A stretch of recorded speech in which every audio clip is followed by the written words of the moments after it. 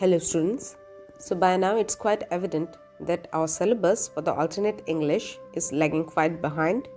অনেকগুলো class miss হয়ে গেছে অ্যান্ড সামনের ক্লাসটাও মিস হচ্ছে যেটা ফ্রাইডের ক্লাস আমাদের due to Makar Sankranti. Therefore I thought it was a good idea to take up this class in online mode and আমি গ্রামাটিক্যাল পার্টসগুলো অফলাইন ক্লাসেসের জন্য রাখছি সিন্স তোমাদের এক্সাম আর বেশি দেরি নেই. So make sure you listen to this explanation and do not hesitate to raise the issues or any kind of problems regarding this explanation in our next class. I hope you can realize that my voice is not on my side today. I have a sore throat. গলা পুরো বসে গেছে and আমার ঠান্ডা লেগেছে তেমনটা কিছু নয় বাট থ্যাঙ্কফুলি কালকে হলিডে আমি অনেকটা বেঁচে গেছি অ্যাকচুয়ালি না হলে জানি না তোমাদের ক্লাসটা কতদূর করাতে পারতাম. So I apologize for that. ঠিক আছে, বুঝতে কোনো প্রবলেম হলে অ্যাগেন আমি বারবার বলছি নেক্সট ক্লাসে আমায় নিশ্চয়ই বলো. তো আজ আমরা যেটা স্টার্ট করছি that's from unit 2 of your syllabus. It's a poem and পোয়েমটার নাম হচ্ছে the bangle sellers. The bangle sellers মানে ব্যাঙ্গল মানে চুড়ি, স্যালাড মানে বিক্রেতা, চুড়ি বিক্রেতা. লিখেছেন কে? সরোজিনী নাইডু. সরোজিনী নাইডুর নাম তো আমরা নিশ্চয়ই শুনেছি but again let's have a close look up. Now we all know Sarojini Naidu as an active freedom fighter. আমাদের ফ্রিডম স্ট্রাগলে ওনার যথেষ্ট বড় ভূমিকা রয়েছে. স্বদেশি মুভমেন্ট থেকে দান্ডি মার্চ উনি যথেষ্ট অ্যাক্টিভ ছিলেন and she was a close ally of Mahatma Gandhi. But not many of us know that she was actually not born as Sarojini Naidu, but she was a Bengali, born in Hyderabad, Sarojini Chatterjee, who belonged to a Bengali Brahmin family. ঠিক আছে, উনি ব্রাহ্মণ ছিলেন. And she got married to an Andhra man, Govindarajulu Naidu. সেখান থেকে উনি ওনার last name নাইডুটা পেয়েছেন. And উনি জীবনের ম্যাক্সিমাম টাইম হায়দ্রাবাদেই কাটিয়েছেন. And in most of our poems, we see a reflection of the city life or even the rural life of Hyderabad. হায়দ্রাবাদের কালচারটা ওনার maximum পোয়েমসে reflect হচ্ছে. এবার স্বাধীনতা সংগ্রাম সম্বন্ধে তো বললাম. I would also like to add something else. Do you know that immediately after the British left us in 1947, India did not get its own countryhood. মানে কান্ট্রিহুড যেটা অ্যাডপ্ট হয়েছে ইন 1950. তো 1950-তে কিন্তু আমরা ওই যে আমাদের স্বতন্ত্র যেটা প্রজাতন্ত্র দিবস যেটা আমরা মানাই Republic Day on 26th of January 1950 যেটা হয়েছিল, তারপর থেকে কিন্তু আমরা অ্যাজ এ নেশন ডিক্লেয়ার্ড হয়েছি. তার আগে কিন্তু আমাদেরকে দেশ হিসেবে স্বীকৃতি দেওয়া হয়নি. তাহলে আমরা এই পিরিয়ডটা যে 1947-এর অগাস্টের পর থেকে 1950s-এর জানুয়ারি অবধি কী ছিলাম? তখন আমাদের যে ম্যাপটা আজকের যে we have got 28 states I guess, যদি তেলেঙ্গানাকে ইনক্লুড করি অ্যান্ড ওই জম্মু অ্যান্ড কাশ্মীরের যে ব্যাপারটা হলো they turn from a state to a union territory, সেটার পর আই থিঙ্ক 28 স্টেটসই আছে আমাদের. বাট শুরুতে কি তাই ছিল? না. ব্রিটিশ আমলে আমাদের যে স্টেটসগুলো এগুলো প্রেসিডেন্সি ওয়াইজ কাউন্ট হতো, এক একটা রিজিয়নকে রিপ্রেজেন্ট করতো, like Bombay presidency, Madras presidency, Calcutta presidency, something like that. তারপর আমাদের মোটামুটি আমাদের যে লিডিং ফিগার্সরা after the exit of the British they gave a new foundation. তখন একটা সিস্টেম শুরু হয়েছিল, part A state, part B state, এরকম করে শুরু হয়েছিল. তার মধ্যে কিছু ছিল এনশিওর্ড স্টেট যেগুলো ব্রিটিশের আন্ডারে অটোমেটিক্যালি ইন্ডিয়ার আন্ডারে এসে পড়ে. কিছু মাঝখানে এমন রিজিয়নও ছিল which war never under the British control. But এখন ম্যাপে দেখা যাচ্ছে যে ইন্ডিয়া যদি একটা কান্ট্রি কনসিডার করি এগুলো সামহাও এসে পড়ছে, যেগুলো প্রিন্সলি স্টেটস বলা যায়, যেমন আমাদের ত্রিপুরাও ছিল one of this. And Kashmir তো অলওয়েজ একটা ডিবেটেড পজিশনে ছিল. কাশ্মীর ওয়াজ এ প্রিন্সলি স্টেট যেখানে ব্রিটিশ খুব কমই অ্যাকচুয়ালি গিয়েছিল.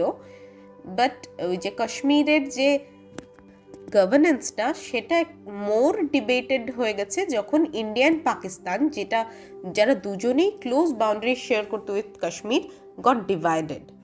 এক কান্ট্রি কাশ্মীর ছিল দুটোর কাছাকাছি, এবার দুটো ডিভাইড হয়ে গেছে। So as you know both of them proclaim their rights on that state, and এটা আজ অব্দি কন্টিনিউ হচ্ছে।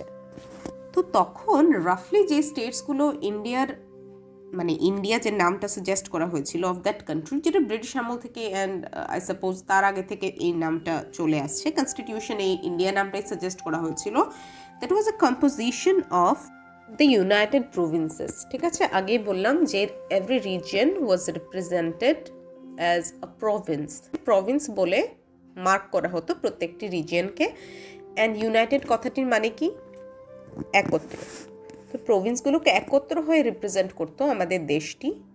ব্রিটিশের শেষ দিকেও, মানে 45 থেকে 47 অবধি, এরাও ইউনিয়ন অফ প্রভিন্সেস বা ইউনাইটেড প্রভিন্সেস হিসেবে ইন্ডিয়াকে কনসিডার করতো। অ্যান্ড তার হেড হতো একজন গভর্নর।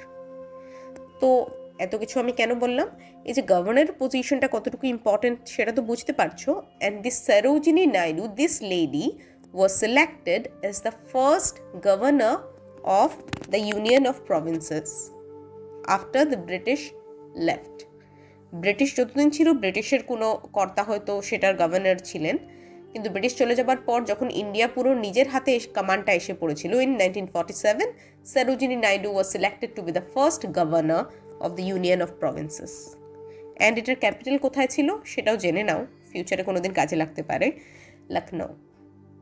তো Sarojini Naidu then from Hyderabad moved to Lucknow, and rest of the life উনি লখনৌতেই কাটিয়েছেন। অ্যান্ড আই থিঙ্ক বেশি দিন থাকেননি উনি।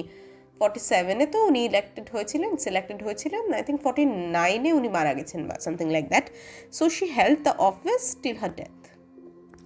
এবারে এইসব পলিটিক্যাল পজিশনসগুলোকে বাদ দিয়েও সরোজিনী নাইডুর একটা আলাদা পরিচিতি রয়েছে।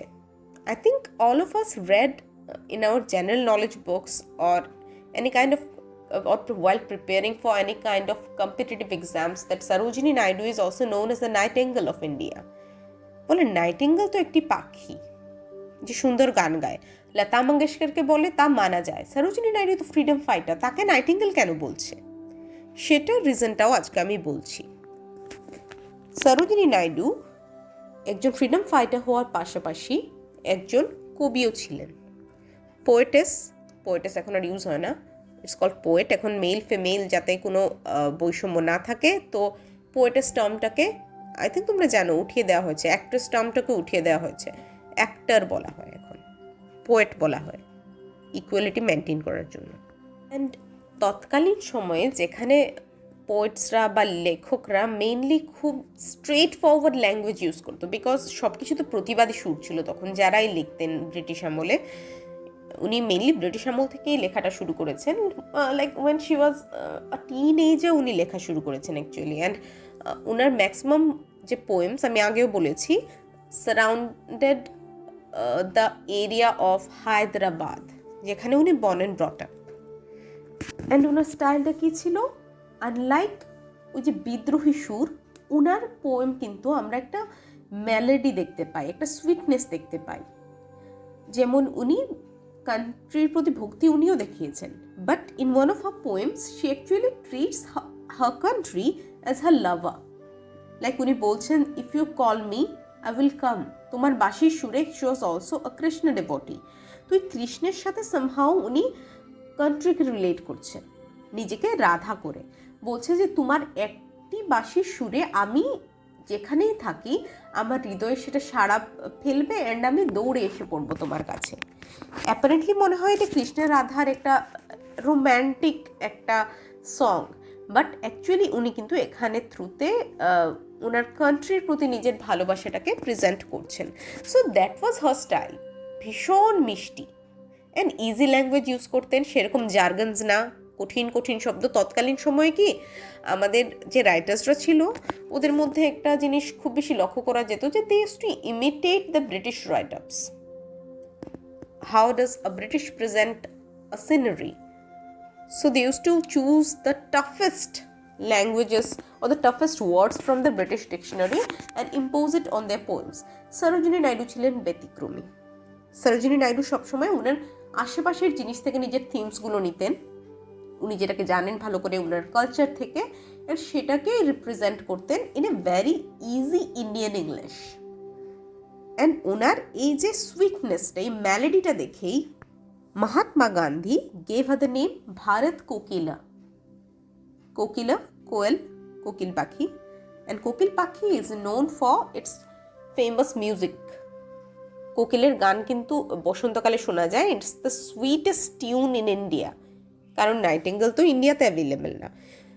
তো ইংলিশে যখন আমরা এটাকে ট্রান্সলেট করি, they did not use the word kokil, instead they actually translated the term as the Nightingale of India, and that's the reason Sarojini Naidu is known as the Nightingale of India. এটার সাথে freedom ফাইটের কোনো link নেই, it's only because of a sweet poetry.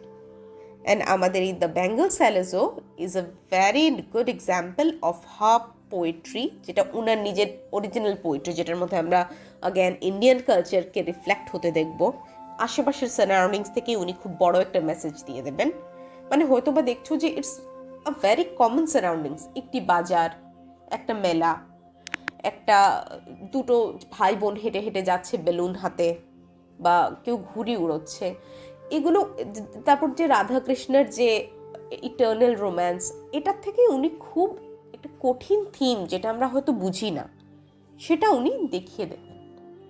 কিভাবে, এটা তোমরা এই পোয়েট্রিটা যখন বোঝাবো তখনই তোমরা আই থিঙ্ক রিয়েলাইজ করতে পারবে। So that was all about Sarojini Naidu. Now let's move on to poetry. তো এই যে পোয়েট্রিটা, সেটার বেসিক থিমস হলো, I already told you, the name suggests চুড়ি বিক্রেতা, দ্য বেঙ্গল সেলার। এবার বেঙ্গল সেলার তো খুব কমন, চুড়ি বিক্রেতা আমরা মেলায় দেখি, দোকানে দেখি, অনেকখানেই দেখি আমরা চুড়ি বিক্রেতা। এখন যাই হোক, চুড়ির চলটা কমে গেছে, but let me tell you, Sarojini Naidu is reflecting the society of her period,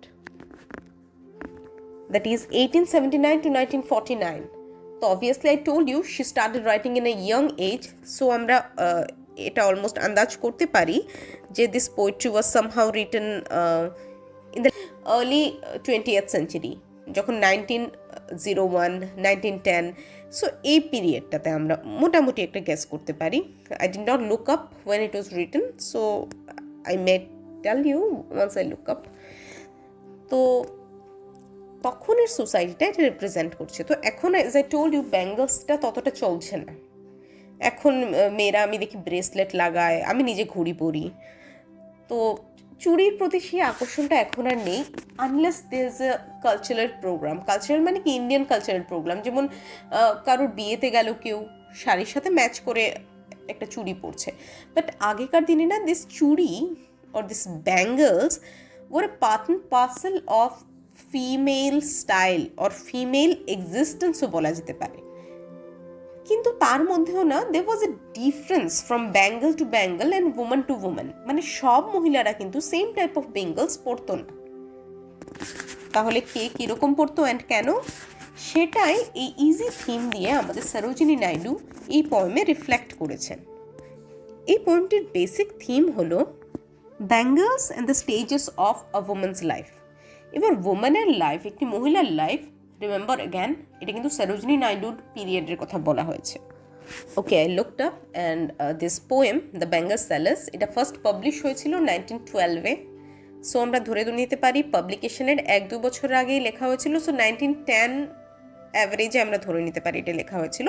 পাবলিকেশনটাই কিন্তু অথেন্টিক ডেট মানা হয় of A right up, because তার আগে এটা কিন্তু পাবলিক ডোমেইনে আসেনি। সো পাবলিক ডোমেইনে এসছে 1912-এ। তো ওই পিরিয়ডটাকে যদি আমরা আন্দাজ করি, she is reflecting the women of that period. So ওই পিরিয়ড অফ ওমেনকে রিফ্লেক্ট করতে উনি 3টে স্টেজ যে মোটামুটি এই ওমেনহুডকে ভাগ করেছেন। What are the 3 stages? First stage হলো teenage, teenage girl or a teenage women. Next a bride, and তারপর মিডল এজ। এবং এই 3টে এজ, যেমন একটি বাচ্চা মেয়ে যে 3-4 বছর বয়স, সে নিশ্চয়ই ব্যাঙ্গেলের পেছনে ছুটবে না, চুড়ি পরবো করবে না। একটু বড় হলে তারপর তার চুড়ির প্রতি দিস অ্যাট্রাকশনটা আসবে। Okay, an infant or a kid of 3 or 4 years old, she might actually ask her mother ki give me your bangles, I want to wear your bangles. তো ওটাই বলতে পারে। প্রকৃতভাবে she would be attracted to the bangles only when she gains a certain kind of knowledge মানে ওই ব্যাপারটা যেটা also I explained in the class while talking about the passage that I gave you childhood poemটিতে, যখন সে একটু একটু নিজের মর্জি কা মালিক হবে তখন সে বুঝবে যে okay I want this colour. Next bride and then middle age. So teen এজের কী কী অ্যাট্রিবিউটস আছে। আর টিন এজ গার্ল যেটা না, she is always fanciful. Teen age বলতে আমি শুরু করতে পারি, টিন এজ বেসিক্যালি স্টার্ট হয় 13 থেকে, টিন, ওকে, অ্যান্ড শেষ হয় 19 থেকে, 19-এ। So that girl is always fanciful, মানে ড্রিমসগুলো ফ্যান্সিফুল থাকে যে একদিন, let me just give you an example. When they talk about romance, because Sarojini Naidu usually always romanceের দিকে খুব বেশি ফোকাস ছিলেন in terms of her poetry. So ওরা সবসময় ভাবতো না, one day Prince Charming is going to come to my land riding a horse, something like that. তো এগুলো কি বাস্তব?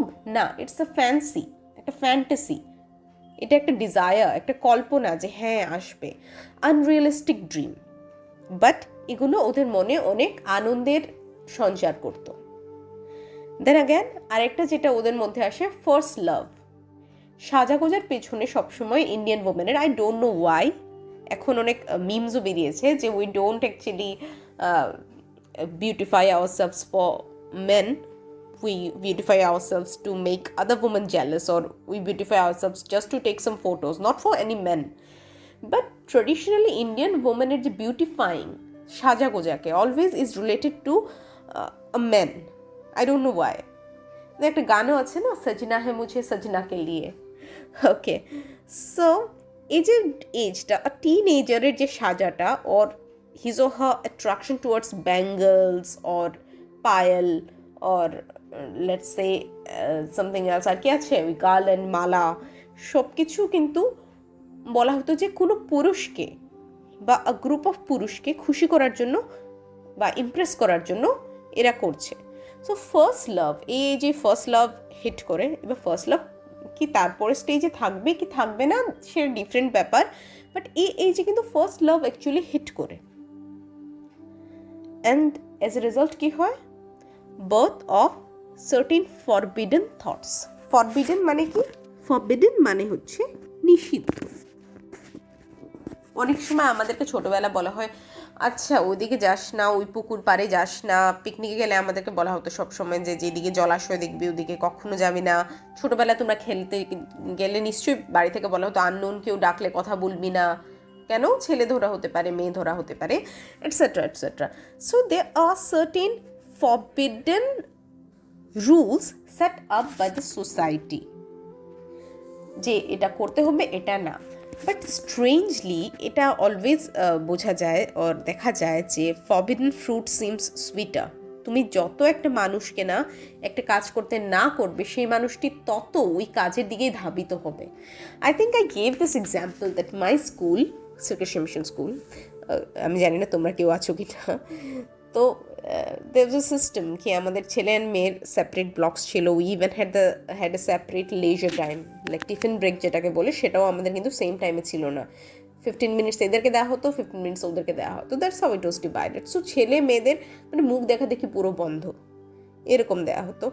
ইভেন টিচার্সরা আলাদা ছিল, যে এই ব্লকে পড়াতো সে ওই ব্লকে পড়াতো না, এরকমও কিছু ব্যাপার ছিল। I don't know why it was made, but এটার রেজাল্টটা কী হয়েছে আই ডোন্ট নো। মেবি আমাদের যে ডিরেক্টর উনি চেয়েছিলেন যে লেটস কিপ দেম সেপারেট, কারণ মেবি ওদের মধ্যে রোম্যান্টিক থটস বা এসব জন্মাতে পারে, and that may actually lead to something that we don't want.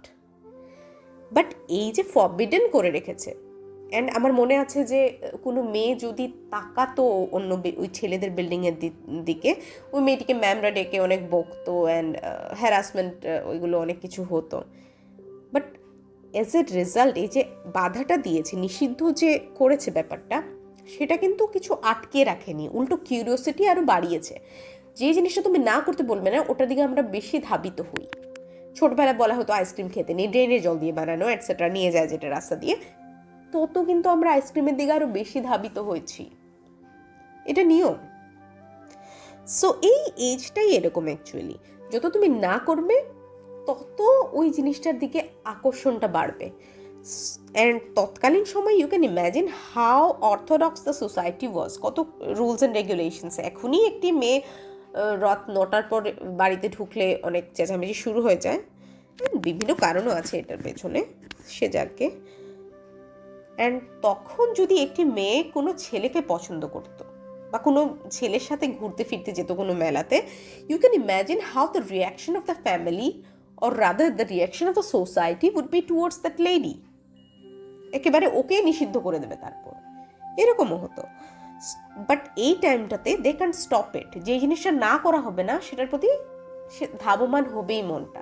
So এই এজে কিছু ফরবিডেন থটস এসে পড়ে, যে এই এজটাতেই কোইন্সিডেন্টালি আমাদেরকে সবচেয়ে বেশি আটকানো হয়।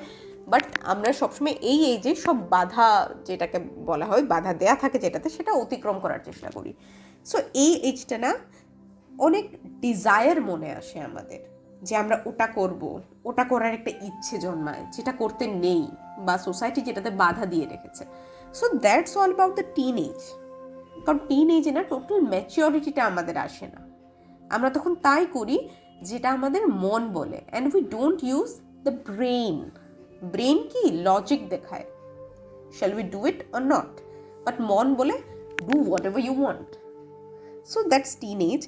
তো টিন এজের পরে আস্তে আস্তে ম্যাচুরিটি আসে, and after a certain period ছেলে বা মেয়ে যেই হোক বিয়ে দিয়ে দেওয়া হয়। এই পার্টিকুলার পোয়েমটা since it deals with womanhood and bangles, তো আমি শুধু উমেনের কথাই রেফার করছি। নেক্সট স্টেজ হলো the stage of a bride, মানে কনে, বউ।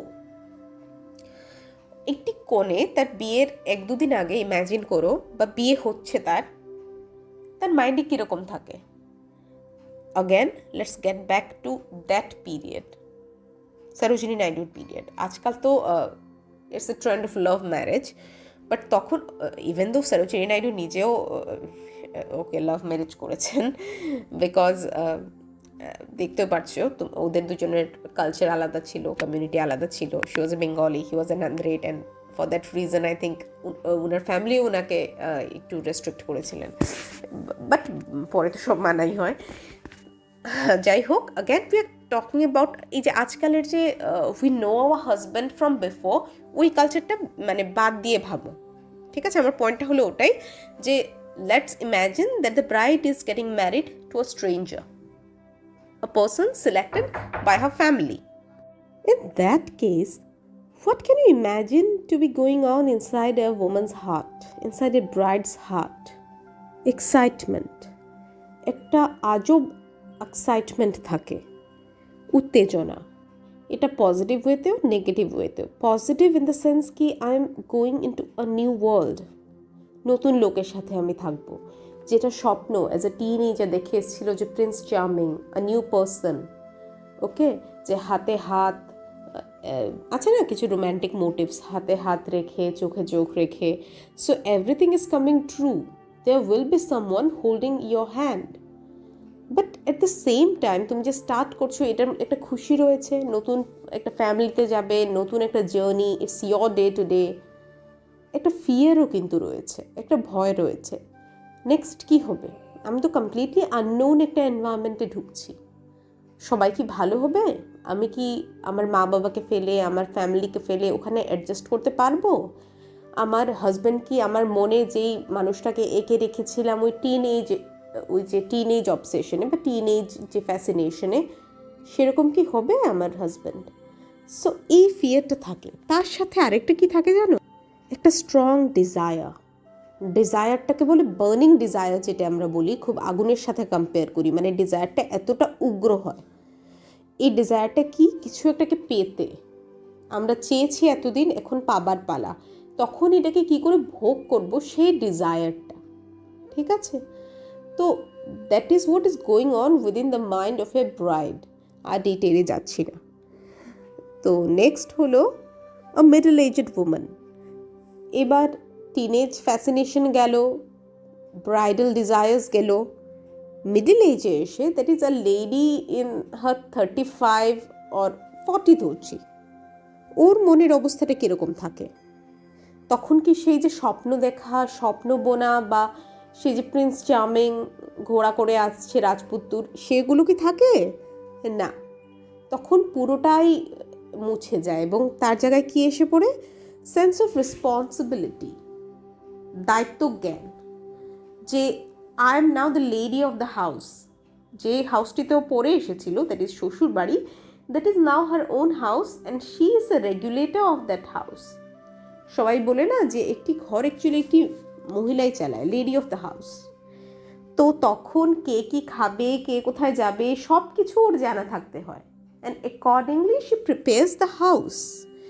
এখন যে স্বপ্নটা এখন বাস্তবে পরিণত হয়েছে, অ্যান্ড বাস্তবটা কীরকম?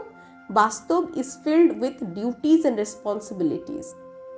রোম্যান্সের এখন আর টাইম নেই, এখন হয়তো বাচ্চা কাচ্চাও আছে। She has to be a caring mother. মাতৃত্ব যেটা, সেটার রেসপন্সিবিলিটিটা এসে পড়ে, আদর দিতে হবে। এখন নিজের জীবন শুধু নিজের নয়, নিজের দুটো বাচ্চা যে নিজের থেকেই হয়েছে, আমার অঙ্গেই তাদের জন্ম, তো তাদের প্রতি একটা ভালোবাসা জন্মায়। এখন শুধু সেলফ সেন্টার্ড ড্রিমস হলে চলবে না। যাই ভাবি, যাই স্বপ্ন দেখি, যা আশা আকাঙ্ক্ষা, সব কিছুর সাথে আমি নিজের হাজব্যান্ড অ্যান্ড চিলড্রেনকে আমার জড়াতে হবে। এছাড়াও যে হাজব্যান্ডের প্রতি আলাদা একটা responsibility, and India being cultural মানে রিচুয়ালিস্টিক কান্ট্রি, অলওয়েজ হাজব্যান্ডকে না পতি পরমেশ্বরের দরজাটা দিয়ে রেখেছে। আমাদের শিবরাত্রি বলো, যেটা হাজব্যান্ডের মঙ্গল কামনায়, কারবা চৌথ, যত রকমের আমাদের এগুলো আছে না, সবগুলোতে মানে হাজব্যান্ডকে অলওয়েজ একটা প্রাইম ভূমিকায় রেখেছে। তো হাজব্যান্ডের খুশিতেই একটা ওম্যানের খুশি আছে না, পতির পুণ্যে সতীর পুণ্য। তখন তোমার দেখতে হবে যে আমি যা করব তাতে আমার হাজব্যান্ডের যেন সম্মানটা বজায় রাখে। That is greeting a guest. Suppose তোমার বাড়িতে আ গেস্ট ভিজিটস ইয়োর হাউস, হয়তো বা হাজব্যান্ডের বন্ধু, না, how to grit that guest, তাকে কি করে খাওয়াবে এমনভাবে যাতে your husbands respect is retained, যাতে তোমার হাজব্যান্ডের রেসপেক্টটা বাড়ে। অ্যান্ড ঘর কি করে সাজাবে যাতে সবাই এসে বলে যে ওকে, এই মানুষটির ঘরটা সুন্দর, মিস্টার এক্সের ঘরটি সুন্দর। মানে তারিফ কাজ তুমি করবে, বাট তারিফ হাজব্যান্ডের হবে। That is how an ideal Indian wife is being projected. And let me tell you again কি আমরা কিন্তু ওই পিরিয়ডের কথা বলছি, লেট কি বলে না 18th century to the beginning of 20th century, ওই পিরিয়ডটা সরোজিনী নাইডুর period. Today you might have a different opinion, but that was the opinion or that was the culture that was observed by Sarojini Naidu. And এইসবের সাথে ব্যাঙ্গলসের কী association, সেগুলো খুব সুন্দর ইমেজেসের থ্রুতে and খুব সুন্দর এই কালচারের সাথে লিঙ্ক করে, আমাদের সাইকোলজির সাথে লিঙ্ক করে সরোজিনী নাইডু দ্য বেঙ্গল স্যালেজে প্রজেক্ট করেছেন। কি করে? চলো দেখি। First line, bangle sellers are we, এটা ফার্স্ট পার্সনে শুরু হচ্ছে।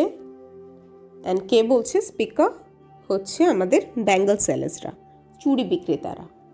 অ্যান্ড চুড়ি বিক্রেতারা বলছে, bangle sellers are we who bear our shining loads to the temple fair. So প্রথম পুরুষে, দ্যাট ইজ ফার্স্ট পার্সনে, বেঙ্গল স্যালেজরা নিজেদের ইন্ট্রোডিউস করছে। কারণ বেঙ্গল স্যালেজ যেহেতু নাম দিয়েছে, we are to know who are this bangle sellers. So আমাদের কবি সরোজিনী নাইডু ওদেরকে ইন্ট্রোডিউস করছে ইন ফার্স্ট পার্সন, যে আমরা বেঙ্গল স্যালেজ যারা বিয়ার করি ওর বহন করি, আমি লিখে রেখেছি সাইডে, আওয়ার শাইনিং লোডস। শাইনিং মানে চাকচিক্যপূর্ণ, লোডস আমরা বলি কোনো ধরনের বোঝাইকে। তো এখানে কিসের বোঝাই বলছে? শাইনিং লোডস মানে চাকচিক্যপূর্ণ কোনো একটা বোঝাই। তো আমরা কি এটা থেকে পেতে পারি? বেঙ্গল স্যালেজ চাকচিক্যপূর্ণ বোঝাই বলতে এখানে চুড়ির লোডসের কথা বলা হয়েছে। এই যে আমি এখানে একটা পিকচার শেয়ার করেছি, দেখো, পুরো একটা লোড একটা লোক বহন করে নিয়ে যাচ্ছে। He is bearing the load and it's filled with a number of bangles that are reflecting the light.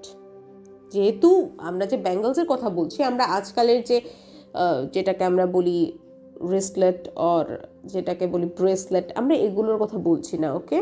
These are the glass bangles, যেটা অর্ডিনারি মানুষরা পড়তে পারে।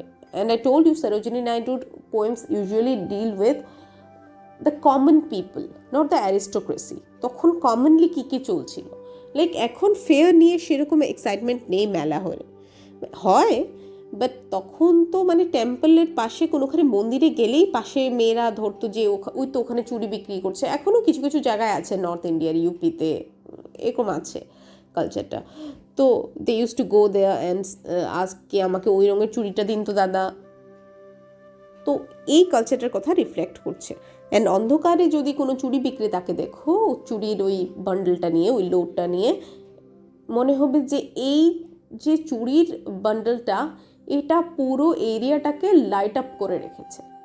So that's why our poet is referring to the, not poet, like পোয়েটই বলছে in first person, কার mouthpiece হয়ে আমাদের bangle সেলার্সদের বলছে যে shining loads to the temple fair. কোথায় নিয়ে যাচ্ছে এগুলো? টেম্পল ফেয়ার, মন্দিরের পাশের মেলায়। তো আমি অলরেডি বলেছি যে this bangle sellers are mostly found in melas. হ্যাঁ, আমাদের এই হকার্স কর্নারেও দে আর অ্যাভেলেবল, বাট ওই যে মেলার থেকে কেনার না এক্সাইটমেন্টটা অনেক ডাবল ছিল। তখন তো ইন্ডিয়ান গুডস যেগুলো না, যে Indian bangles, those were not available in the market as you know. ব্রিটিশরা আমাদের থেকে র ম্যাটেরিয়ালসগুলো নিয়ে ফিনিশড গুডসগুলো আমাদের বিক্রি করতো। অ্যান্ড আফটার দ্যাট কিন্তু স্বদেশি মুভমেন্ট। স্বদেশি মুভমেন্টে আমরা কি বলেছি যে we are not going to use the British goods anymore and we are going to focus hour interest on our own goods. সেই কারণে ওই জানোই ওই যে গান্ধীজির চরখা কাটা অ্যান্ড খাদি মুভমেন্ট, এগুলো সব শুরু হয়েছিল যে আমরা নিজেদেরগুলো খারাপ হলেও আমরা সেগুলোকেই আমরা ইউজ করব। সো তারপর ওই আজকে তোমরা জানো যে আমাদের বানানো সব কিছু, আমাদের কাচের চুড়ি and everything is in to a big business. এগুলো সব মার্কেটে অ্যাভেলেবেল, বাট তখন এগুলো ওই মেলা ফেলাতে দেখা যেত। নেক্সট বলছে ওরা কি বলে, who will buy this delicate bright rainbow tinted circles of light. এগুলো again the mouthpiece of the bangle sellers. তখন দেখবে ছোটোবেলা, আমি জানি না তোমাদের বাড়ির ওরা দেখবে কিছু একটা জিনিস দিয়ে তোমাদের প্রলোভন করতে গিয়ে বলে যে কার লাগবে কার লাগবে এটা। অ্যান্ড দোকানিরা না আগেকার দিনে এখনও অনেকে করে, লাইক ওই তোমরা জানো বাদাম গানটা ফেমাসই হয়ে গেছে, like that's the way the man use to sell his assets, যে গান গেয়ে গেয়ে। সো তখনও এই বেঙ্গল সেলার্সরা না বলছে who will buy this delicate bright rainbow tinted circles of light. কে কিনবে কে কিনবে বলছে, who will buy this delicate, delicate মানে সূক্ষ্ম, অ্যান্ড ব্রাইট মানে হচ্ছে উজ্জ্বল। তো কাঁচের চুড়ি সূক্ষ্ম হয় because they are fragile, they may just fall off and break any time, but at the same time অনেক উজ্জ্বল হয়, দূর থেকে এটার স্পার্কটা তোমরা দেখতে পারো। সো অ্যাডভার্টাইজ করছে কে? The bangle seller about his bangles. Who will buy this delicate, bright, rainbow-tinted circles of light? Rainbow-tinted. But tinted কথাটির মানে রঞ্জিত, রেইনবো রঞ্জিত সার্কেলস অফ লাইট। এবার এটা ইম্যাজিন করো, চুড়ির মধ্যে বিভিন্ন ডিজাইন থাকে কাচের চুড়িতে। অনেকখানে দেখবে কাচের চুড়ি maybe blue colour or green colour, উপরে আবার ছেলেরা, I don't know if you have seen it, টিভিতে নিশ্চয়ই দেখেছো, বা কিছু সেলিব্রিটিসরা যখন ওয়্যার করে, সেলিব্রিটিসরা কাচের চুড়ি ইউজুয়ালি ওয়্যার করে না, বাট এই কাচের চুড়ির মধ্যে না golden dot dot dot dot এভাবে বিভিন্ন ডিজাইন থাকে। হ্যাঁ, তো অনেক সময় না এই যে ডিজাইনটা একটা হোয়াইট, মনে করো কাঁচের চুড়ি, এটার মধ্যে 7 রঙা রং দিয়ে একটা ডিজাইন বানানো হয়, রেইনবো ডিজাইন যেটাকে বলে। অ্যাপার্ট ফ্রম দ্যাট চুড়ি, I just forgot the name of the ritual. একটা রিচুয়াল আছে ইন্ডিয়াতে, মেইনলি রাজস্থানি জৈন কমিউনিটির মধ্যে আছে এটা, সুহাগ, আই ডোন্ট নো, এটা বৌদ্ধের একটা রিচুয়ালস আছে, আমার ঠিক মনে পড়ছে না এখন। এটার মধ্যে হাতের মধ্যে 7 কালার্স, যেটা রেইনবো আমরা যেটা ভিভজিওর বলি, এই কালারের সবগুলো চুড়ি পরে রাখে, মানে 7 in left hand 7 in right hand. তো মেবি এই চুড়িগুলো একসাথে যখন অ্যারেঞ্জ করা, সামথিং লাইক দ্যাট, তো the poet is talking about these rainbow tinted aura. Rainbow tinted, যেটা রেইনবোর একটা আমাদেরকে ইমেজ দিচ্ছে, the bangles are arranged in such a way in the bundle, এই যে নিয়ে যাচ্ছে লোডে, এমনভাবে অ্যারেঞ্জ করছে that seems like it gives us a image of a rainbow, রামধেনুর একটা ইমেজ দিচ্ছে আমাদেরকে। তো এগুলোকে বলছে rainbow tinted circles of light. এবার সার্কেলস অফ লাইট কেন বলছে? Because of course bangles are in the form of a circle, এগুলো সার্কুলার ফর্মে থাকে। অ্যান্ড লাইট কেন? অ্যাগেন রেইনবোজ আমি বললাম যেটা, দে রিফ্লেক্ট লাইট। তুমি একটা চুড়িকে খাতার উপর রেখে দাও, একটা কাঁচের চুড়িকে, দেখবে ওখানে ওটা শ্যাডোটা কী করে পড়ছে। পুরো ঘর বা কোনো একটা স্পেসিফিক জায়গায় যদি অ্যাঙ্গেল করে ওটাকে রাখো আলোর সামনে, একটা শ্যাডোটা এমনভাবে পড়বে যে ওয়াল টু ওয়াল সব উজ্জ্বল হয়ে যাবে। তোমরা স্কেল নিয়ে এক্সপেরিমেন্টটা করেছো কিনা আই ডোন্ট নো। ক্লাসের মধ্যে অনেক সময় আমরা স্কেল বা জিওমেট্রি ক্লাস যেদিন থাকতো ওইভাবে নাড়াতাম অ্যান্ড ওয়ালের মধ্যে রিফ্লেকশনটা পড়তো। সো এই ব্যাঙ্গেলের কিন্তু এই প্রপার্টিটা আছে, ইট reflects light, and that's the reason the poet Sage rainbow tinted circles of light. So লাইনটা কি দাঁড়াচ্ছে? হু will buy this delicate bright কি বলেছি? Rainbow tinted circles of light, এসব কাচের চুড়িকে বোঝাচ্ছে। আরেকটা কথা কি বলছে এগুলোকে? Lustrous tokens of radiant lives. Lustrous মানে অ্যাগেন চাকচক্যপূর্ণ, অ্যান্ড টোকেনস মানে নিদর্শন। তাহলে এটা চাকচিক্যময় নিদর্শন কিসের? অফ রেডিয়েন্ট লাইভস, অফ উজ্জ্বল জীবনের। অবভিয়াসলি চুড়ি আমরা কখন পরি? যখন কোনো হ্যাপি ওকেশন থাকে। যখন স্যাড ওকেশনে কেউ চুড়ি পরে না। আজকে মন ভালো না, আমার এক্সাম খারাপ হয়ে গেছে, আমি বকা খেয়েছি, আমি থোড়ি না চুড়ি কিনতে যাব।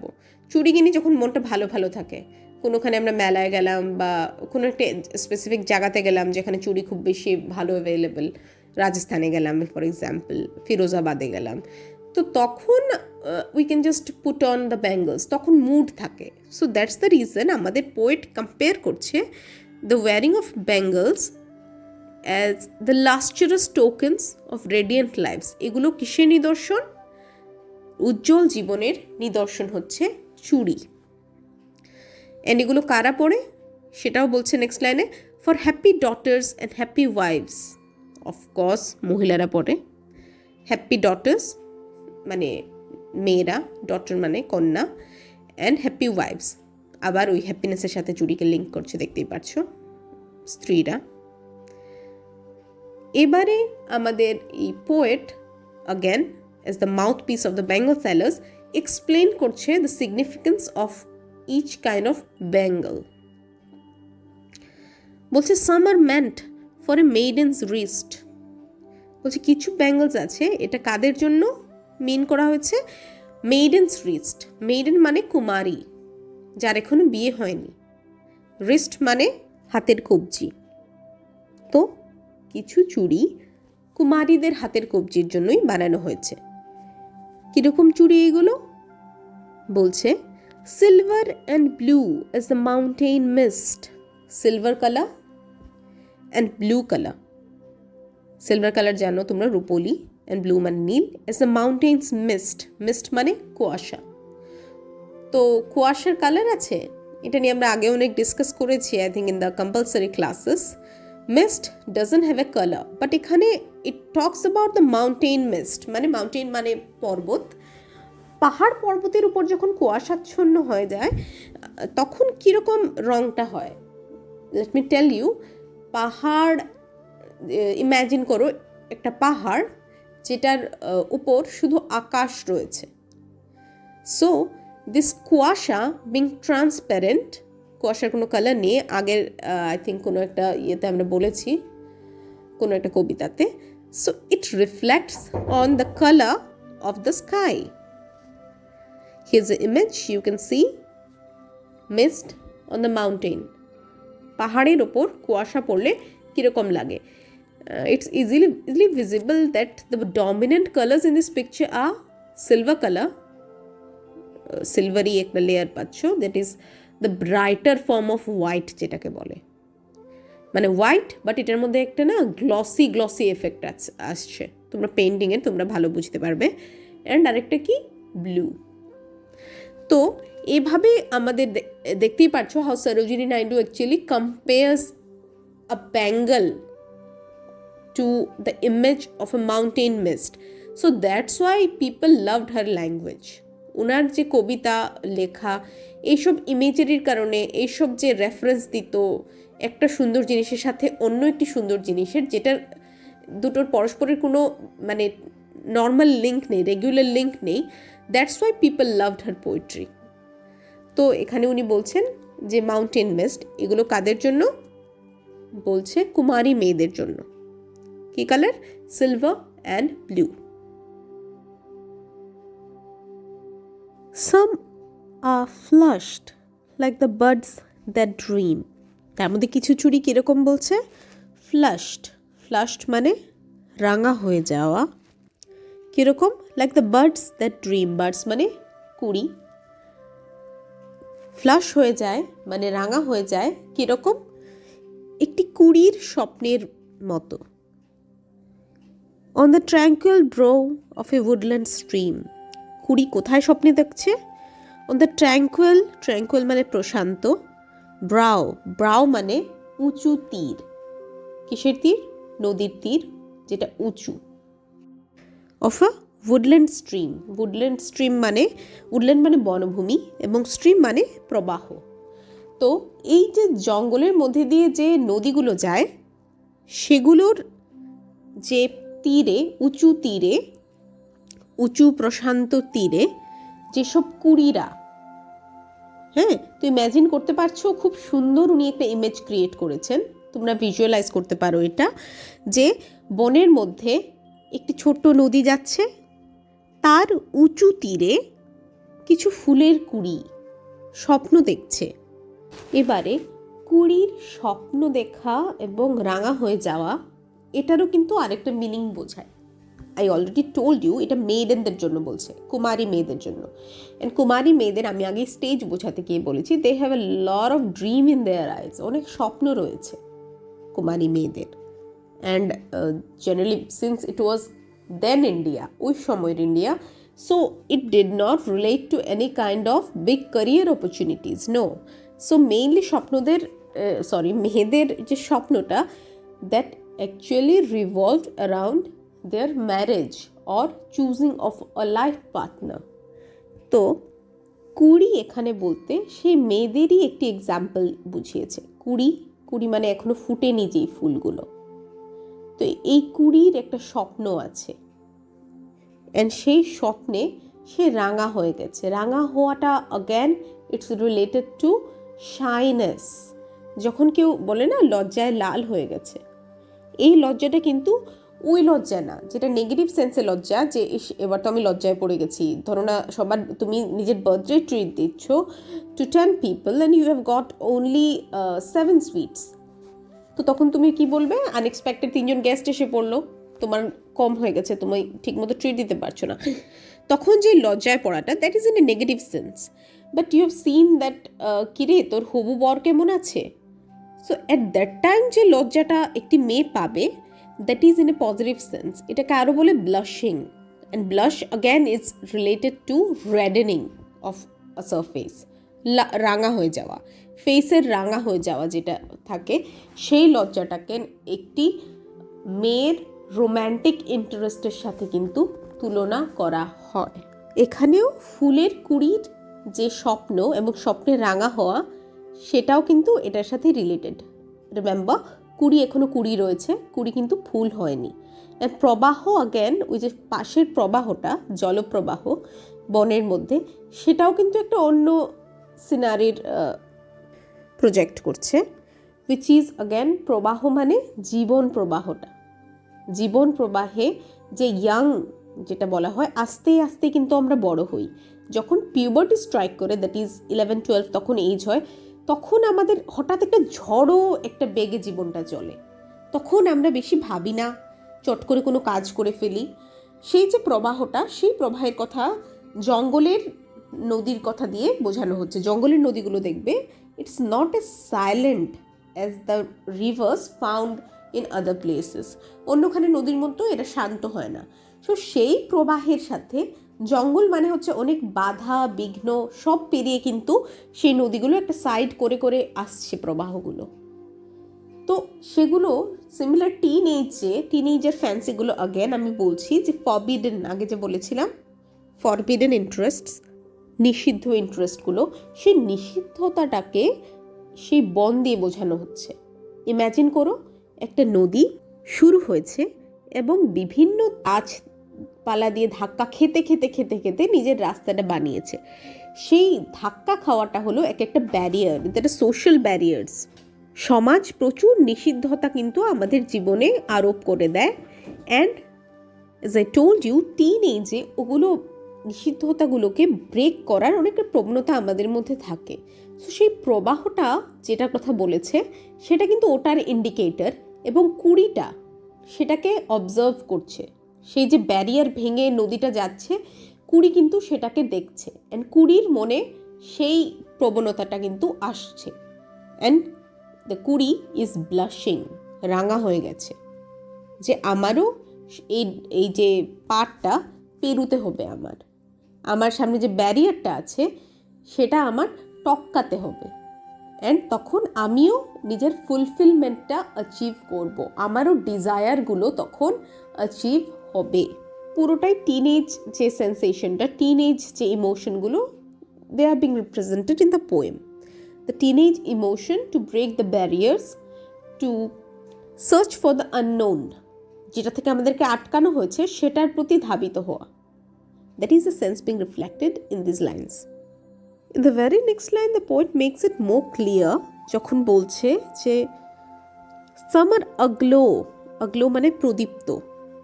এখানে চুরির সেন্সও কিন্তু বলছে যে কিছু কিছু রাঙা হওয়া, কিছু কিছু প্রদীপ্ত। রাঙা এবং প্রদীপ্ত দুটোই কিন্তু ডিজায়ারের প্রতীক। কোনো কিছুকে চেয়ে যে ওটার জন্য যেটা নেশা, অবসেশন, ওটার প্রতীক।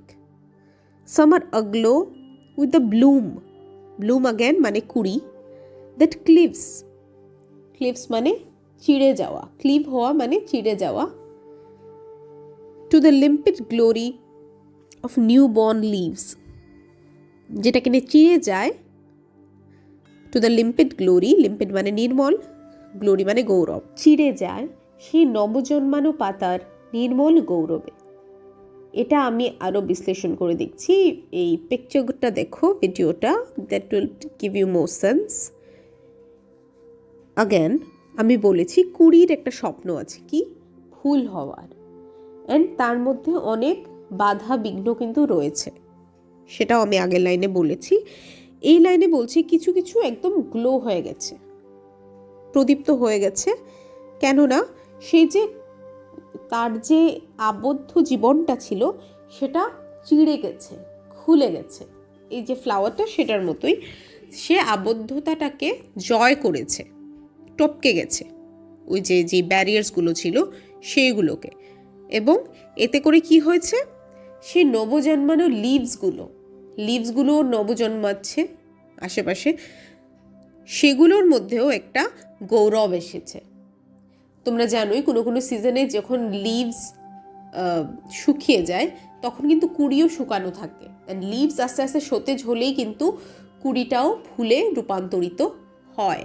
So this is the basic rejuvenation process.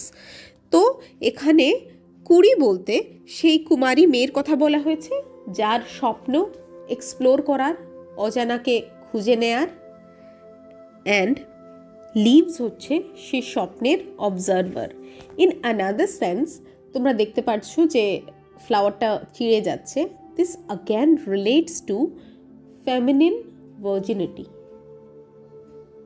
So in here too you can just look that the bird has been cleaved, চিড়ে গেছে, অ্যান্ড আফটার চিড়া দ্য বার্ড হ্যাজ অ্যাটেইনড পরিপূর্ণতা, ছিঁড়ে গিয়ে কিন্তু পরিপূর্ণতাটাকে অ্যাচিভ করেছে। So again the transfer of a virgin, a কুমারী girl to the next stage of life again is a part of the desire, the teenage desire. And এই ফুলের example দিয়ে কিন্তু এই যে কুড়ির এক্সাম্পলটা আমাদের কবি সেই জিনিসটাই বোঝাতে চাইছেন। এবার তার মধ্যে চুড়ির কানেকশনটা কি বলেছে, এই স্টেজে একদম কুমারী যেটা থাকে সেটার জন্য বলেছে ব্লু, যেটা মিস্ট, মাউন্টেন মিস্টের এক্সাম্পল দিয়েছে। এখানে বলেছে চুড়ির সাথে অন্য একটা ফ্যাক্টর অ্যাসোসিয়েট করেছে, which is a sense of রাঙা, যেটা ফ্লাশড বলেছে, একটু রাঙা ভাব এসে পড়ে তখন ওদের চয়েস অফ চুড়িতে। অ্যান্ড তাছাড়াও কি আসে, একটা গ্লো, প্রদীপ্ত হয়ে যায়। তো একদম ফার্স্ট স্টেজ যেটা থাকে সেটাতে মাউন্টেন মিস্ট, যেটা ব্লু অ্যান্ড সিলভার। আর এই স্টেজটা যেটা which is a bridge between teenage and bride, তখন অনেক চুড়িতে কিন্তু এসে পড়ে সেই ব্রাইডাল ফ্লেভারটা, redness, and apart from that there is a glow, matte শেডে আর থাকে না, it becomes gloss. I guess that's the part related to Kumari or teenage. Up next, we'll be moving to the bangles and their association with the bridal psyche. এবার কবি বলছেন, some are like fields of sunlit corn. কিছু চুড়ি থাকে যেগুলো fields of sunlit corn-এর মতো। Sunlit মানে রৌদ্রলোকিত, and corn মানে ভুট্টা ক্ষেত। আই থিঙ্ক দেখেছো সবাই মোটামুটি, টিভিতে অ্যাটলিস্ট দেখেছো। So let me give you an image. দেখতেই পারছো, it's a bright golden, because এই যে ভুট্টা জনের ক্ষেতগুলো না অলরেডি ইয়েলো থাকে, and apart from that when the sunlight actually falls over it, এটা একটা কড়া গোল্ডেন একটা কালার ক্রিয়েট করে। নট জাস্ট দ্যাট কালার, এটা একটা গ্লো ক্রিয়েট করে, একটা রেডিয়েন্স ক্রিয়েট করে, একটা মানে প্রচণ্ড উজ্জ্বল একটা নিদর্শন দেয়। সো বলছি কিছু চুড়ি এরকমও আছে যেগুলো just like the fields of sunlit corn, meant for a bride on her bridal morn. And who are these meant for? এগুলো কাদের জন্য? A bride, একটা কনে, on her bridal morn মানে মর্নিং এর কথা বলা হচ্ছে, ভোরবেলা। ব্রাইডাল মর্ন মানে বিয়ের সকাল থেকেই তো সাজানো শুরু হয়, তাকে এগুলোর সাথে ইন্ট্রোডিউস করা হয়। এটা কিসের তোমাদের কিসের কথা মনে পড়ছে কালারটা দিয়ে? Yes, gold. অ্যান্ড গোল্ড এমন একটা জিনিস যেটা নর্মাল ফ্যামিলিতে, একটা মিডল ক্লাস ফ্যামিলিতে ইউজুয়ালি মেয়েরা প্রথমবার কিন্তু, এখন তো আগেই পরে ফেলে, শুধু বিয়ের সকালেই এগুলো পরার সুযোগ পায়, তার আগে কিন্তু পরে না। বিয়ের দিনই তারা প্রথম সোনাটা গায়ে লাগায়। তো বলছে meant for a bride on her bridal morn. Next বলছে some like the flame of a marriage fire. এবং কিছু চুড়ির কালার কীরকম থাকে? just like the flame of a marriage fire, যে বিয়ের অগ্নিসাক্ষী করে বিয়ে হয়। So the poet is referring to that flame. ফ্লেমের কালারটা কীরকম? again প্রথমটা, এখন আগুন has a variety of colors, but যখন সবচেয়ে তীব্র হয়ে যায় তখন কী কালার হয়ে যায়? দূর থেকে যদি দেখো যে কোনোখানে আগুন জ্বলছে, দেখবে ডার্ক অরেঞ্জ যে এই কালারটা আসে, সেটা again gives rise to a kind of gold, or যেটা অরেঞ্জ কালার, অরেঞ্জও না, এই কালারটাকে কী বলবো, মানে ইয়েলো অরেঞ্জ একটা মিক্সচার, যেটা সেই কালারটা ক্রিয়েট করে। So some like the flame of a marriage fire or rich with hue of her heart's desire. কীরকম থাকে? ইদার ম্যারেজ ফায়ারের মতো, কিংবা রিচ উইথ হিউ মানে প্রচুর কালারের সংমিশ্রণ। হিউ মানে রং, রিচ মানে জানোই প্রাচুর্যের সাথে লিঙ্ক করা হয়, বড় লোকদেরকে রিচ বলি আমরা, যাদের প্রাচুর্য রয়েছে। সো এখানে ভ্যারাইটি অফ চুড়িজের কথা বলা হয়েছে। প্রথমটা হলো something like the sunlit corn, golden colour. Next বলা হচ্ছে যেটার কালারটা হলো ফ্লেম অফ আ ম্যারেজ ফায়ারের মতো। নেক্সট বলছে a bangle which is rich in hue, that is multicoloured, প্রাচুর্য অফ কালার্স আছে যেটাতে। কীরকম? Hue of a heart's desire, ঠিক যেরকম একজন ব্রাইডের মনে তখন ডিজায়ারগুলো, সেই বাসনাগুলো রয়েছে। তখন আমি আগেও বলেছি যে at that moment bride has multifaceted desire within her heart. প্রচুর রকমের একটা বাসনা থাকে, আমার পরিবার এরকম হবে, ওরকম হবে, ওরকম যেন না হোক, একটা ভয় থাকে। সো সেই যে ভ্যারাইটি অফ থিঙ্কিং, বিভিন্ন রকমের যে থিঙ্কিং, ঠিক সেরকম বিভিন্ন রকমের কালার্স কিন্তু চুড়িতে দেখা যায়। দ্যাটস ওয়াই মাল্টি কালার্ড যে চুড়িগুলো, that is also associated with bridal bangles. And again আরেকটা জিনিস ডিসক্রাইব করছে, how are this bangles? Tinkling. Tinkling মানে টুনটুন করে, বিকজ ব্রাইড কিন্তু একটা দুটো চুড়ি পরে থাকে না, অনেকগুলো থাকে, অ্যান্ড একটা আরেকটার সাথে যখন বাড়ি খায়, it creates a tinkling sound. So this are tinkling and luminous. Luminous again means আলোকিত, যেটা থেকে আলো বের হয় রিফ্লেক্ট করে। টেন্ডার। টেন্ডার মানে খুবই সূক্ষ্ম। আমি বলছি আগে থেকে যে কাচের চুড়ির কথা কিন্তু রেফার করছে মোস্টলি এখানে। হ্যাঁ, একটা জায়গায় গোল্ডের কথা রেফার করেছে, বাট মোস্টলি কিন্তু এখানে কাচের চুড়ির কথা রেফার করেছে, বিকজ অ্যাট দ্যাট টাইম ইন্ডিয়াতে ওভার 80% কিন্তু লোয়ার মিডল ক্লাস পপুলেশন ছিল, এখনও তাই রয়েছে, 19-20 হয়েছে। So the bangles are refer to be tinkling, luminous, tender and clear. Clear again gives an image of transparency. Transparency, যেখানে আমরা একদিক থেকে ওই দিকটা দেখতে পাই, গ্লাস ব্যাঙ্গলসের এটাও একটা প্রপার্টি। এবং ক্লিয়ার কীরকম, লিউমিনাস কীরকম, টিঙ্কলিং কীরকম, টেন্ডার কীরকম, just like the bridal laughter and bridal tear. ঠিক ওরকম, যেরকম একটা কনের তখন হাসি এবং কান্নাটা থাকে। টিঙ্কলিং মানে আওয়াজটা ওরকমই, টুনটুন যে আওয়াজটা, সেরকমই খিলখিল একটু একটু করে কিন্তু হাসি কান্নার আওয়াজ থাকে একটা কনের। মাঝে মাঝে হাসছে যখন কেউ কিছু বলছে, যে এই আমি এসেছি, হঠাৎ একটি বান্ধবীর সাথে দেখা, তার হাসছে, কিন্তু একটু পরেই তার মনে হচ্ছে যে এই তো আমি এই বাড়িটা ছেড়ে চলে যাব। So she is crying. She is luminous because অলংকার, শাড়ি সবগুলি তো গ্লো করছে। সো অ্যান্ড তখন যে অরাটা একটা ব্রাইডের থাকে, a lady looks the best in her bridal wear. So ওর থেকে যে রিফ্লেকশনটা হয়েছে, that is eliminating the whole environment. পুরো এনভায়রনমেন্টটাকে আলোকিত করে দিচ্ছে সেই কোণের আবরণ। She is also very tender. ওই একটা যে কোণে থাকবে দেখবে, তাকে কোনো কথা বলো, ইমোশনস খুব স্ট্রং থাকে ওই সময় যখন বিয়েটা হয়। বিদায়ের সময় যদি দেখো, মানে খুব ফ্রেজাইল হয়ে যায়, হালকা হয়ে যায়। যাকে বিদায়ের সময় যে কাছে থাকে ধরে দেখবে কাঁদবে তখন, কারণ তার মধ্যে যে তখন ইমোশনসগুলো খুব মানে অ্যাগেন মাল্টিফেসেটেড হয়ে যায়। কি করব, মানে অনেক চিন্তা একসাথে যখন ক্রিস ক্রস হয় না, একটা একটাকে কেটে দেয়, ফলে আমাদের যেই মানুষটা এতগুলো চিন্তা করছে, that person becomes powerless. And আরেকটা জিনিস লক্ষ্য করেছো, বিকজ ওর সামনে না সব কিছুই তো আননোন, আনপ্রেডিক্টেবল। সো সেই পাওয়ারলেসনেসটা কে কবি ফ্রেজাইলিটির সঙ্গে তুলনা করছে, ওই সূক্ষ্ম চুড়িগুলোর সাথে তুলনা করছে। জাস্ট লাইক দ্য কাচের চুড়ি, the bride is also fragile, and just like the bride, her bangles are also fragile. Again clarity, clear. ক্লিয়ারটা কেন বলছে? ক্লিয়ার বলতে এখানে একটি ব্রাইডের স্বচ্ছতা, তার সতীত্ব, সেই কথাগুলোর কথা উল্লেখ করছেন আমাদের কবি।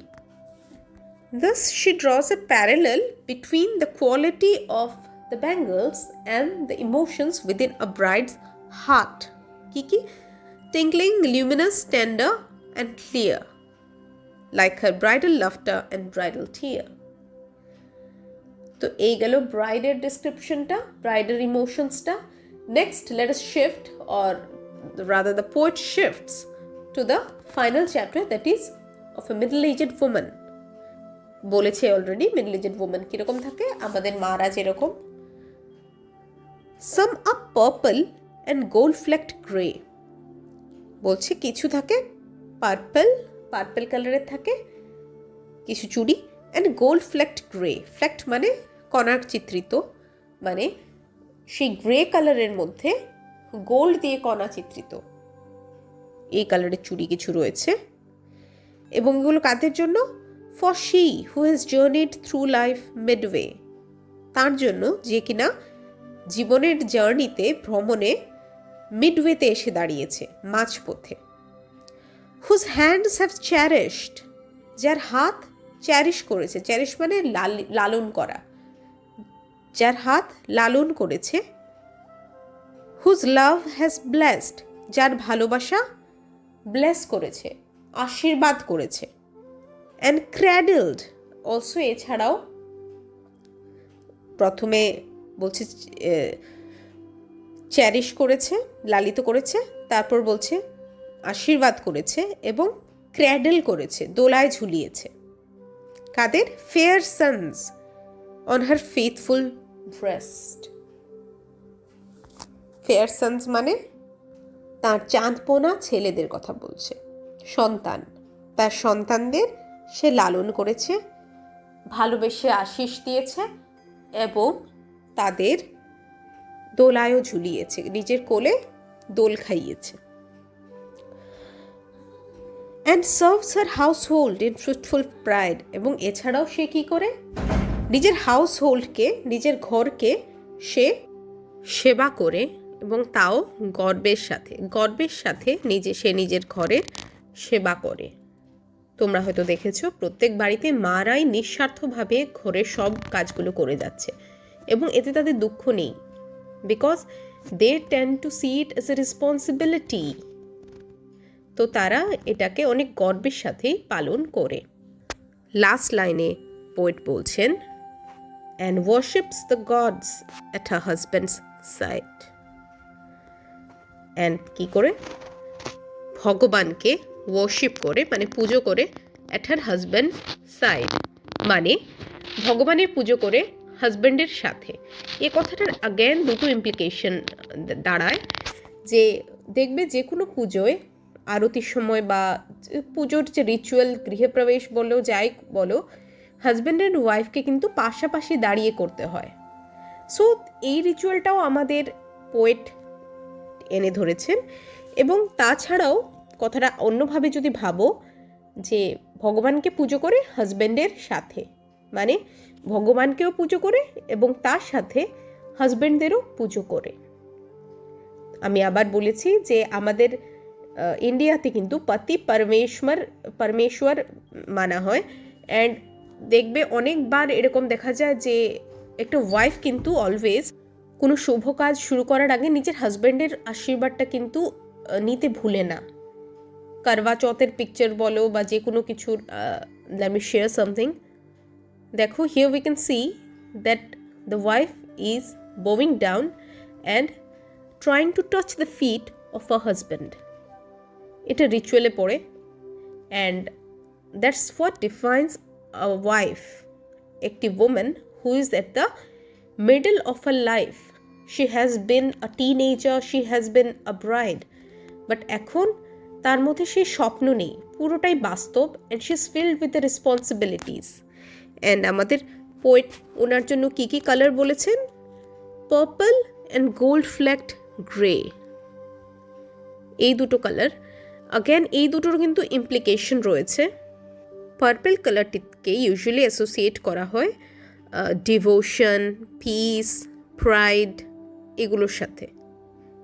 তো এখানে বুঝতেই পারছো ডিভোশন তো রয়েছে, ডিভোশন মানে ভক্তি, পিস মানে শান্তি, অ্যান্ড প্রাইড মানে গর্ব, অহংকার। তো এই লেডিটি জীবনের এমন একটি পর্যায়ে এসে দাঁড়িয়েছে যেখানে এই তিনটি হলো ওনার জীবনের মূল মন্ত্র। যা আছে তাতে সে সন্তুষ্ট, তাতে সে গর্বিত, শান্তি এখন তার কাম্য। So that's how a teenager who is trying to break the barriers যেটা ওর allowed না, she is trying to achieve all those things. In the midway she is being scared and somewhat excited. Bride is not confident কিন্তু fragile, কি করবে না করবে। And now she finds peace. তো এই তিনটা হলো স্টেজেস অফ লাইফ। অ্যান্ড এটার সাথে আমাদের সরোজিনী নাইডু খুব ভালো করে কানেক্ট করেছেন কালার্সগুলোকে। সার্টেন কালার যেগুলো দেখবে ব্রাইডের বেলায় ইউজ করা হয়েছে, দে সিম্বলাইজ আ সার্টেন ইন্টেন্সিটি, একটা উগ্রতা। কারণ ব্রাইডের মনটা খুব চঞ্চল থাকে, চঞ্চল ইন দ্য সেন্স কি they have a number of thoughts, বলেছি already, and that makes them powerless. অনেকগুলো থটস, ভালো হবে কি খারাপ হবে, স্বপ্ন কি সামনের আমার বোনা উচিত নাকি ভয়ও পাওয়া উচিত। সো ওগুলোর সঙ্গে কি কালার করেছে, একটা গোল্ড বলেছে, বিকজ ব্রাইড ওখানের মধ্যে সবচেয়ে যেটা বলছে ইলিমিনেটিং বডি, সবচেয়ে উজ্জ্বল যে মানুষটা বা উজ্জ্বল যে জিনিসটা আছে পুরো মনে করো ওই বিয়ে বাড়িতে, that is the bride. Next আমাদের যে ইয়াং এজ, সেটার সাথে আমি অলরেডি বললাম যে কী করে ব্লাশের তুলনা করেছে অ্যান্ড কী করে ব্লু মিস্টের তুলনা করেছে। প্রথমটা ব্লু মিস্ট, যেটা বলেছে যে মাউন্টেন মিস্ট মানে স্নিগ্ধতা, শান্তি। তারপর হঠাৎ করে কম্প্যারিজনে এসে যায় কিন্তু সেই নদীর চাঞ্চল্য, the restlessness of a forest river which is breaking the barriers. And আমাদের তখনই রাঙা হয়ে যায়, দ্যাট ইজ রাঙা কালারের ইন্ট্রোডাকশন হচ্ছে একটি মেয়ের জীবনে। No more confined to the blue and silver, now red is being introduced. Red again is a symbol of vigour, courage and love. Vigour মানে হচ্ছে শক্তি, কারেজ মানে সাহস, অ্যান্ড লাভ মানে ভালোবাসা। তো এই তিনটে আমাদের রিফ্লেক্ট করছে a teenage girl, and these are the colors attributed to her bangles. and ব্রাইডেরটা তো বললাম, and with time সেইগুলো কিন্তু আস্তে আস্তে ফেড হয়ে আসছে। and coming to the purple, যেটা লাস্টে আমরা দেখি, that is again a mixture of blue and the fierce energy of red. Blue মানে স্টেবিলিটি, আগেই বললাম যেটা স্নিগ্ধতাটা, and fierce energy of red যেটা মিডলে ছিল। এখন দুটোর কম্বাইন হয়ে কিন্তু the lady is balanced and now she's settled in purple. এটাও কিন্তু একটা জিনিস বোঝানো হয়েছে, পুরোটা কালারের খেলা অ্যাকচুয়ালি। গ্রেও নিউট্রালিটি অ্যান্ড ব্যালেন্সের সিম্বল, যেটা অ্যাগেন আমরা মিডল এজের ওমেনদের মধ্যে দেখতে পাই, the choosing of their bangles. অ্যান্ড এটার মধ্যে একটু একটু গোল্ড ফ্ল্যাকেট আছে। গোল্ড ফ্ল্যাকেট মনে আছে, ওই মাঝখানের যে গোল্ডটা, উগ্রতাটা, হুইচ মিনস অ্যাক্সেস, যেটাকে বলে অ্যাবান্ডেন্স। তখন ওই যে ব্যালেন্সের মধ্যে অ্যাবান্ডেন্স মানে হ্যাঁ আমি চাই আমার সংসারে বেশি আসুক, I want this, but I also need to balance myself.